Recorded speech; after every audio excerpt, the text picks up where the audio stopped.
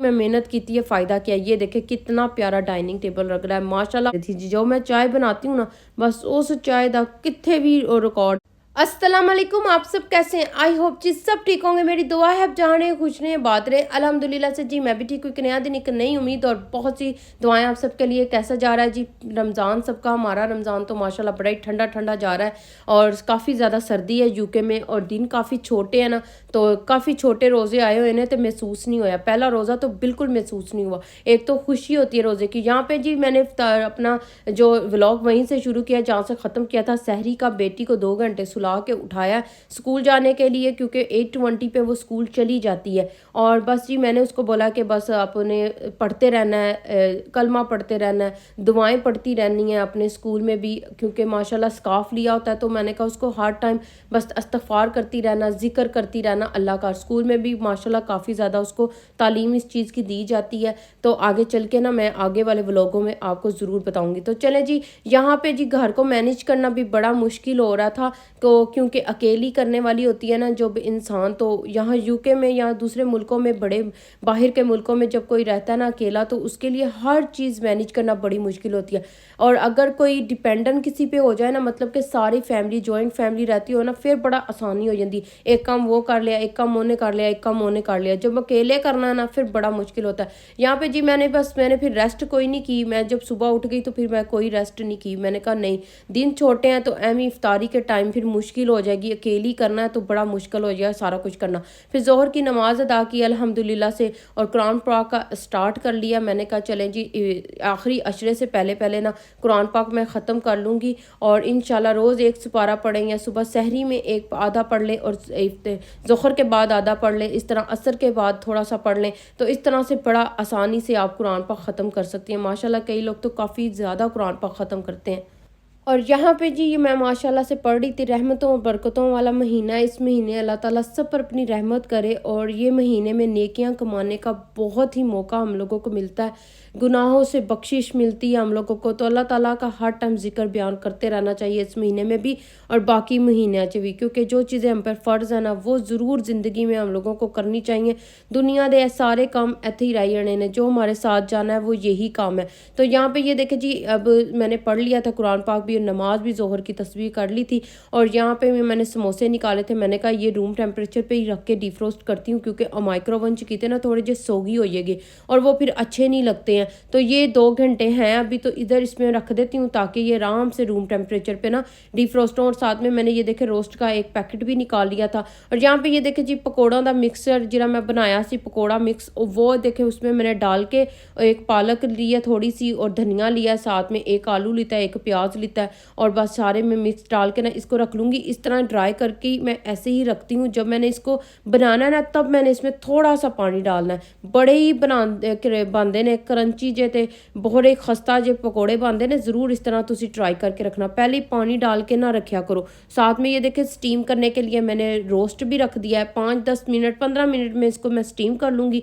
पानी है तो नीचे रख के ना तो स्टीमर में मैं स्टीम कर लूँगी। और ये चीज़ें मैं ना जो बस बना के साथ साथ रखती जा रही थी, क्योंकि मैं इतना ज़्यादा अपने आप ਨੂੰ भी नहीं थकाना सी और आराम से काम कर रही थी। थोड़ी देर बह जाती सी, फिर आराम काम कर लेंदी सी, फिर बैठ जाती थी, 10 मिनट बैठ गई। फिर इस तरह से मैंने अपने आप को ना कल मैनेज किया, क्योंकि मैं क्या अगर मैं ज़्यादा 1 घंटा ही सारा काम लगातार करांगी ना फिर थक जावांगी और फिर खुद ਨੂੰ ही मैनू तकलीफ होएगी। यहाँ पे जामे शीरी भी बना रही थी। इस दफ़ा जो है ना मैंने ट्राई किया ना ज़्यादा नमक मिर्च यूज़ करनी है और ना ही ज़्यादा ये जामे शीरी में मीठा डालना है, बस नॉर्मल डालना है। लेमन हमारे घर में खाता कोई नहीं है तो मुझे तो सूट ही नहीं करता, इसलिए मैं डालती ही नहीं हूँ। लेकिन ज़्यादातर लोग इसमें लीमू डाल के ना तो पींदे ने, बड़ा ही अच्छा लगता है, टेस्ट बहुत अच्छा। पता नहीं जब से यूके में आई हूँ ना सूट ही नहीं करता है लेमन। तो ये देखे जी जामे शीरी भी बन गया। जो जो चीज़ें बनती जा रही सी ना वो मैं टेबल पर रखती जा रही सी ताकि ना मेरे वास्ते भी आसानी हो जाए। बेटी ਨੂੰ मैं कहता थोड़ी देर तू रेस्ट कर ला।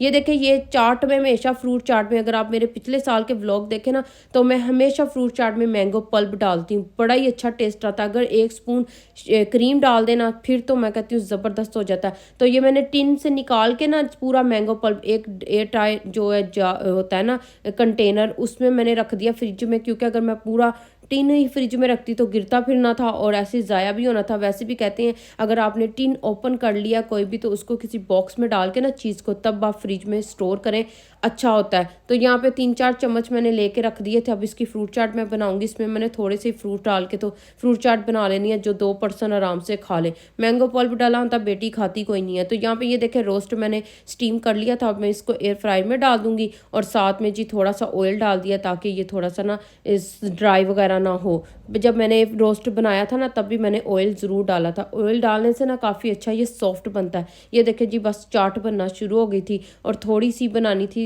आराम से जो खा सकेंगे हम लोग। और टेबल माशाल्लाह से ये देखें सजना हमारा शुरू हो चुका। बेटी उठ चुकी थी। बेटी को मैंने कहा कि अब आप उठ गई हो तो ये जुब्बा जो है ना ये अबाया उसकी आंटी ने दिया, मतलब मेरी फ्रेंड उम्रा करके आई थी उन्होंने दिया था। और यहाँ पे ये देखें जी बेटी ने थोड़ी सी रेस्ट की और उठ के जी फिर मैंने उसको बोला कि आपका पहला रोज़ा है, आप तैयार श्यार हो, क्योंकि बेटियों को माशाल्लाह तैयार श्यार होते हुए देख के माँ का बड़ा ही दिल खुश होता है। और मेरी बेटी नूं तो वैसे भी सजन सवरन का बड़ा शौक है। चमकीले दमकीले कपड़े ते ज्वैलरियां ते हत्थ माशाल्लाह रिंगा ना पड़न का बड़ा ही शौक है।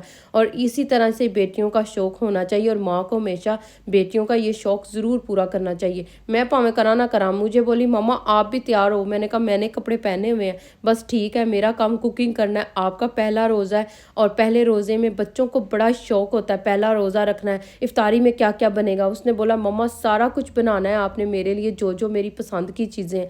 और जारी गल है बच्चों को आपको पता है ये चीज़ें बड़ी पसंद है। फ्राइज़ हो गए, पकोड़े हो गए, समोसे हो गए, रोस्ट हो गया और इस तरह से चीज़ें पसंद है। तो मैंने कहा आज सारी आपकी मतलब की चीज़ें मैंने बनाई हैं, क्योंकि पहला आपने रोज़ा रखा है, मतलब कि पिछले साल भी रखा था, इस रमज़ान का तो पहला रोज़ा रखा है। तो ज़रूर जोशो खरोश से सारा कुछ मैं आपके लिए बनाऊँगी ताकि उसमें और रोज़ा रखने की ना शौक़ पैदा हो। अल्हम्दुलिल्लाह से आज दूसरा रोज़ा है तो वो भी माशाल्लाह से उसने रखा है। उसने कहा भाई मैंने रोज़े नहीं छोड़ने। अच्छी बात है, बच्चों ना शुरू बचपन च रोज़े रखना शुरू कर दें ना बच्चे तो फिर बच्चों ਨੂੰ बड़ी जल्दी आदत पै जाती है रोज़ा रखने की और फिर उन्हों का दिल नहीं करता छोड़न ਨੂੰ।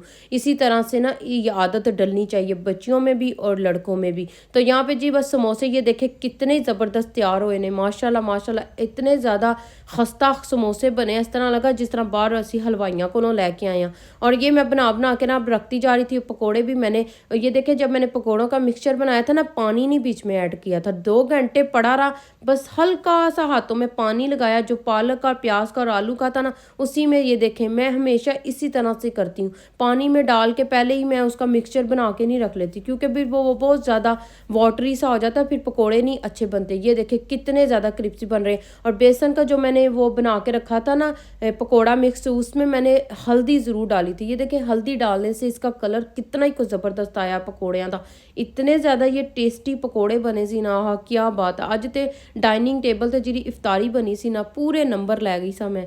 बहुत ज़्यादा मज़े की इफ्तारी बनी थी, अच्छी बनी थी, थोड़ी बनाई थी और बहुत अच्छी बनाई थी। ये देखें अल्लाह ताला सबके इन दस्तरख्वानों को ऐसे ही भरता रहे, आमीन सुम आमीन। इसी दुआओं के साथ हम लोगों ने ये रमज़ान को शुरू किया है और इसी के साथ ही ख़त्म करेंगे। और यहाँ पे ये देखें सारी चीज़ें बन गई थी और बेटी बड़े शौक के नाल कह रही सी कि मैं भी ये चीज़ रखनी है टेबल पर, मैं इस तरह सैट करना है, मैं इस तरह सैट करना है। मैंने कहा भाई आपको मैंने बना दिया, अब आप सेट कर लो सारा जैसे सेट करना है। माशाल्लाह माशाल्लाह। अब इफ्तारी में ना बस थोड़ा सा ही टाइम रह गया था। और यहाँ पर ये देखें जी हम लोग व्लॉग करते हैं ना तो बनाते हैं, ये बना के पहले इसकी थंबनेल लेके फिर मैंने क्या किया, अवन मैंने गर्म किया और अवन में फिर मैं इनको रख दिया। 10-15 मिनट रहते थे। मैंने कहा टेबल ते प्यारे आना तो बहुत ज़्यादा ठंडा हो जाना खाना तो फिर अच्छा नहीं आना। इतनी मैं मेहनत की है, फ़ायदा क्या। ये देखे कितना प्यारा डाइनिंग टेबल लग रहा है माशाल्लाह माशाल्लाह। ज़रूर तुसी भी कह देना है। और यहाँ पे जी बस बेटी कह रही थी कि मैं ना बैठ जाती हूँ और थोड़ी देर के लिए ना दुआ जो पढ़नियाँ ने दुआवां पढ़नियाँ ने दुआ पढ़ते हैं हम लोग।